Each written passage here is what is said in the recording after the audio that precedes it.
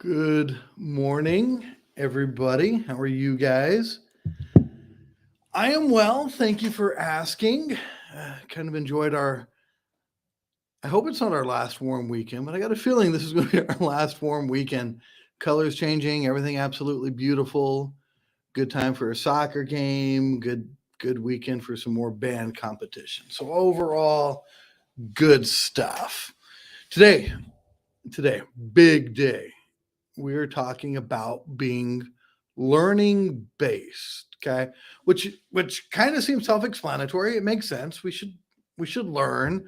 Found this awesome quote from Zig Ziglar. I'm curious if anybody remembers Zig Ziglar. When I was so my previous world, I was in the oil and gas world. Okay, I sold drill bits, not little itty bitty drill bits, like great big drill bits. I think the biggest drill bit I sold was 32 inches. So it's like making a 32-inch hole. So that was my world before. And I remember being, I don't know, maybe my third or fourth year in this. I'm still in my mid 20s. And I got really into listening to Zig Ziglar and anything else I could find on cassette. I think a lot of the stuff was still on cassette and some CD. So this was before we were streaming and doing all the cool things we can do now. God, the amount of information out there now is amazing. But I remember listening to a lot of Zig Ziglar and anything sales related, I was consuming because I was driving around a lot. So I don't know if you guys know about drilling rigs. They don't stick them right next to each other, and we had a pretty big territory. So I'd spend a lot of time driving, and I would listen to people like Zig Ziglar. And one of his quotes is, "If you're not willing to learn, no one can help you. If you are determined to learn, no one can stop you." Ooh, I like that. That sounds good. It's inspiring. All right, let's get going.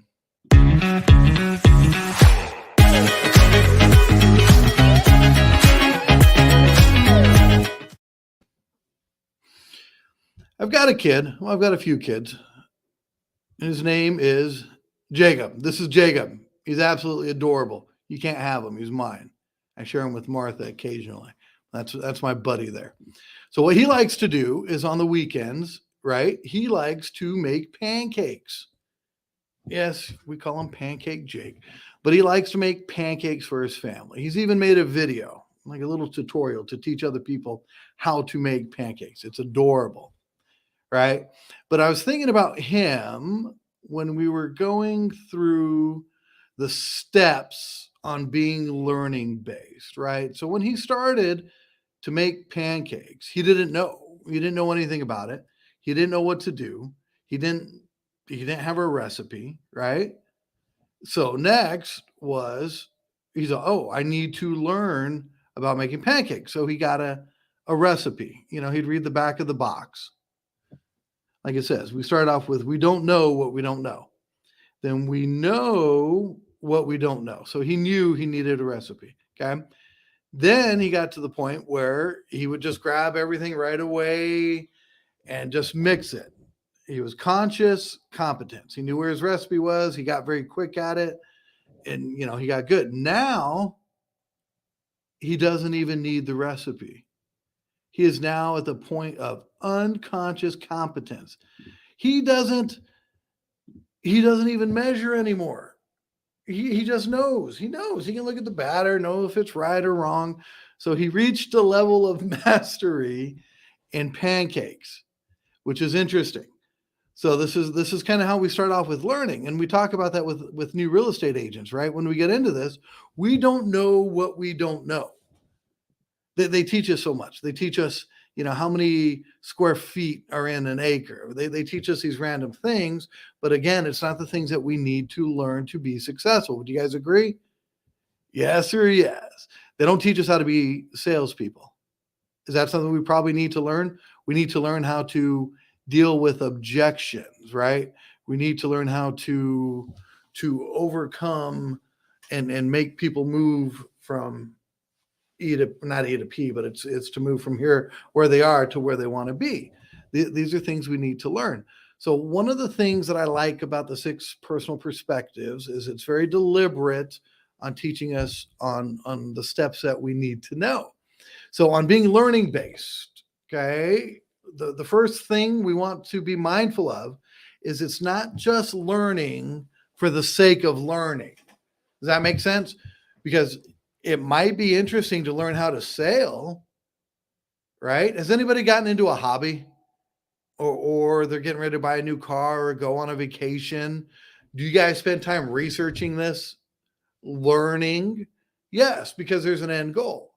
I want to make sure I have a good trip to Cancun. I want to make sure that I'm not an embarrassment when I start sailing, right? We have an end goal. So we don't want to learn just for the sake of learning. We want to learn for the sake of doing. So if we're learning real estate, what do we want to learn? Do we want to learn to be better at sales? Do we need to learn how to understand the contract more? Whatever, but we need to be deliberate on the things that we're choosing to learn, right? I was talking with one of my boys when he was staying with us, my older one. And one of the pieces of advice I had been given is back when I was doing the oil field work, right? And I was at the bottom of the chain there. They actually called me the worm. I mean, that's about as low as you can go. And I was talking to some other person in a different, he was a cementer, it doesn't matter, different field. And he'd say, he gave me advice. He'd say, I'd look around all the people that come and go on this rig and see which job you like. And then ask them what you need to learn to do that job. I was 18, 17, so it didn't make a lot of sense to me right away. But now it does. And then, like, talking to my son, kind of giving him that advice. All right, what do I want to accomplish, right? If you're just at the bottom of the food chain, you're looking up at the manager. Okay, what do I need to learn to become the manager? What books do I need to read? Or do people love sharing what books they've read? Oh, absolutely. Like one of my favorite podcasts, which is a great place to learn right now, is Bigger Pockets. So they talk about investing.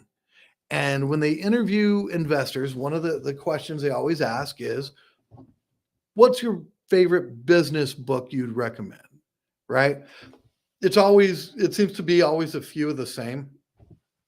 Rich Dad, Poor Dad is always on there. Keller Williams stuff, Gary Keller stuff is on there at times as well. But Rich Dad, Poor Dad. Okay, so if enough people are saying this, enough successful people have read that book, maybe I should read that book. Other successful people have. And what happens when we learn something? It changes us a little bit, doesn't it? We're not the exact same person we were before we learned this information. To me, that would be the worst thing for me, is to meet somebody that I went to high school with and they told me, oh, you're the exact same. That would be devastating. So 30 years out of school, 20, whatever is it 30 years now? Oh my God, maybe. Whatever the math is, for me to not have grown or learned anything in that time frame that'd be insulting to me. So not necessarily what do I need to do to get there? What do I need to learn? What do I need to learn to be a $100 million producer? What do I need to learn to be a $10 million producer? Right? One, obviously, I mean, if you don't know where to start, there's a great millionaire real estate series we could start with. Any of these, The One Thing is a great book we could start with. But I think that the important thing is let's learn for doing. Let's have a point on why we are learning. Warren Buffett, anybody heard of him? He's kind of a smart guy.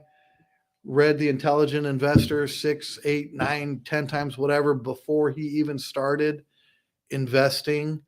I've got stories of brand new real estate agents doing the same thing with the Millionaire Real Estate Agent book, coming in and doing 20 million in their first year because they learned at the level of mastery with that. Warren Buffett still every day, I think he reads 3 or 4 newspapers and hundreds and hundreds of pages he reads every single day. He learns, and he's one of the richest people in the world. Elon Musk, does he learn? One more story, and then I'll let you guys go. I love this guy. So he wanted to go to space and do his rocket stuff. And in this interview, people are asking him, why didn't you just hire a scientist, a rocket scientist? And he said, I tried. He's all, the good ones thought I was crazy and didn't want to work with me. And he said, and the bad ones, they'd work with me, but really, I didn't want a bad scientist. So I committed to learning all I could about the science of rockets. And he did it. He learned. He had a big goal. He wasn't just randomly learning things. He knew what the end target was on his learning. And again, another person who just devours learning at a high level and is extremely successful. What do they say in bold? Success leaves clues. The clues are we earn what we learn. So are you happy with where you are on the amount of time you have? Are you happy with the amount of income you have? Are you happy with the way you're parenting? Are you happy in your relationship? Are you happy with your physical health? Are you happy with your spiritual well-being? If not, what can we learn? I have found that in periods of my life where I've found maybe the greatest balance or the greatest peace is when I was actively involved in learning and teaching. Because I was more involved with my church on the teaching. I was teaching kids. Absolutely loved it. I felt more connected. In my business, when I'm learning more, when I've got workshops coming up, seminars, trainings, I feel like I'm more in touch. And honestly, I end up making more money. It is amazing. We earn what we learn. Leave me some comments, thumbs up, thumbs down, winky faces, whatever. Leave me something, guys. One more. Since you guys asked for a book, I'm going to give you one of my favorite books. And I'm going to start talking about it on the next little podcast, whatever we want to call these little morning chat times. And it's The Go-Giver. Okay. That's all I'm going to say. Look it up. It's a quick read. It's easy. And we're going to talk about it over the next few weeks. The Go-Giver. All right. I am out.